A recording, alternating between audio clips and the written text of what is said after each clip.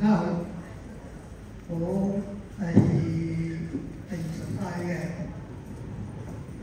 個學員，咁今日係要同大家分享嘅就係感恩長生學。咁我記得上一屆嘅第一堂，我上完之後咧翻屋企咧就見太太咧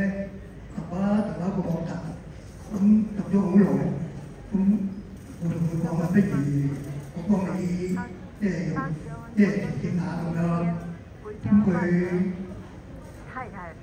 就算啦咁俾我調整，咁大概我一手就係佢個頭頂，另一手就佢膊頭，20分鐘到啦，咁過咗之後跟住叫佢休息下啦，之後跟住佢又冇再揼佢喎，咁我話都幾有效喎，咁佢點講咧？我周時膊頭唔舒服，我都係揼翻就好翻㗎啦。咁我話算啦，第一堂應該係咁有效嘅。咁於是咧過多一段時間，嗰日咧我記得係立冬嘅，咁可能天氣有啲變化咁樣，好多時都有啲咳咁樣，咁見佢耐不耐咳下，又飲下水，咳下又飲下水，直至到有一次咧咳成分鐘，咁我同佢講，不如試下啦，又用呢個咁嘅手法幫你調整咯。咁如是者一隻手就頭頂，一隻手後腦。咁過咗20分鐘，因為我教鬧鐘應該23分鐘嘅，咁響咗之後咧，就頭頂我隻手就放喺佢個頸後邊，又過20分鐘之後，咁又係飲咗水啦，咁冇再咳咯喎，咁我就係喎，真係有效嘅喎，你話係啊，不過好多時咳下，我飲完水就冇嘢㗎啦。我心諗都唔識得感恩，個天會唔會懲罰你咧？真係你心諗啊，真係冇對佢咁講啊。咁於是者過多一段時間咧點樣咧？有一日佢朝頭早，突然間唔知點樣轉身嘅時候，好似人哋瞓喺頸咁樣，轉呢邊又唔得，轉呢邊又唔得，都唔知邊一，淨係知道背後邊唔知邊一度係扯住咁樣，咁自己休息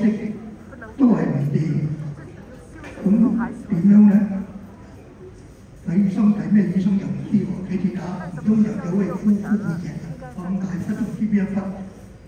咁我唯有即係睇西醫都係俾止痛藥嘅啫，咁又再試下啦，少啲氣咁我叫他咁就一手就頭頸，另一手就喺佢唔舒服嗰部分嘅，咁我又係20分鐘多啲嘅，鬧鐘響完之後，我將兩隻手就喺佢唔舒服嗰部分咧，又係用咗20分鐘多啲嘅，咁佢話我隻手好暖喎，好舒服咁樣。咁就正好。咁到鬧鐘響之後咧，我又將兩隻手喺佢頸背後邊，一路向即係呢個脊椎兩旁咧，向呢個尾龍骨嗰邊係咁順住掃落去，又係掃咗20分鐘左右嘅。咁之後咧就同佢講啊。你休息下啦，自己不過唔好咁大動作喎，瞓喺度。之後咧佢自己撈尾起翻身之後，正常翻完全好似平時咁我哋講轉又得，咁轉又得。之後咧跟住唔夠膽再出聲，我等話唔信啦。咁過多一段時間，而家問我幾時開班咧？咁話你開始開班嘅時候先通知你啦。過咗一段時間，佢又再問我，連續咧問咗，我相信都有成3、4次，終於就開班啦。報名嘅時候咧，佢驚住報唔到，叫我 check 清楚啊！一陣間提交咗之後，如果唔成功，就冇得報得第2次㗎啦咁樣。咁我好似驗屍咁樣，幫我睇，之後我 OK 啦，咁我提交啦，提交之後就等抽籤啦。咁到抽籤嗰日嘅第1日，我收唔到任何嗰啲資訊喎。咁話死啦，可能抽唔到啦，我擔心抽唔到。不過第2日朝頭早咧，當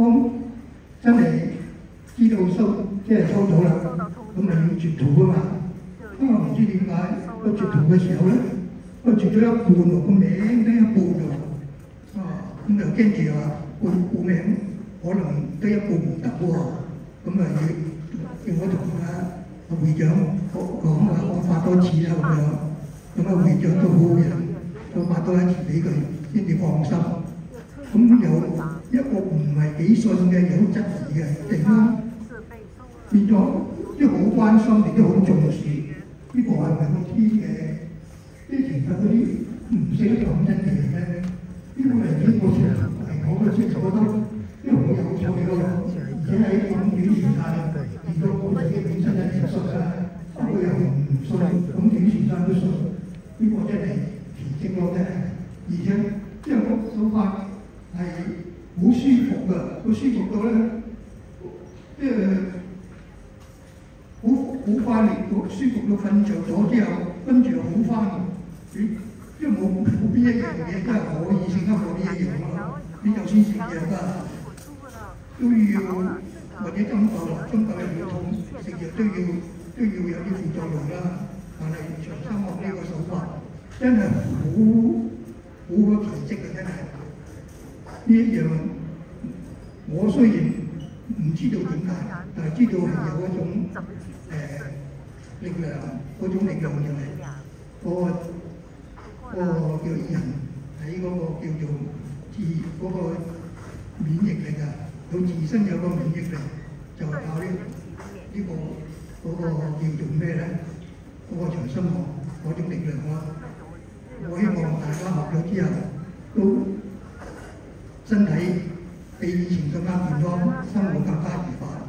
亦都在此多謝有長生學，非常之感恩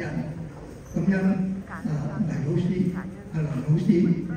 創辦呢個長生學，亦都感謝張會長將長生學帶嚟呢個香港，令到香港即係嗰啲學員咧唔需要去到外地咁遠去學習，真係好感恩，亦都好感恩呢個開元師傅、師兄師姐，同埋即係特別喺呢個調整站，即係學習嘅時候咧，佢師兄師姐從旁指點同埋提醒或者指示咧，真係學咗好多嘢。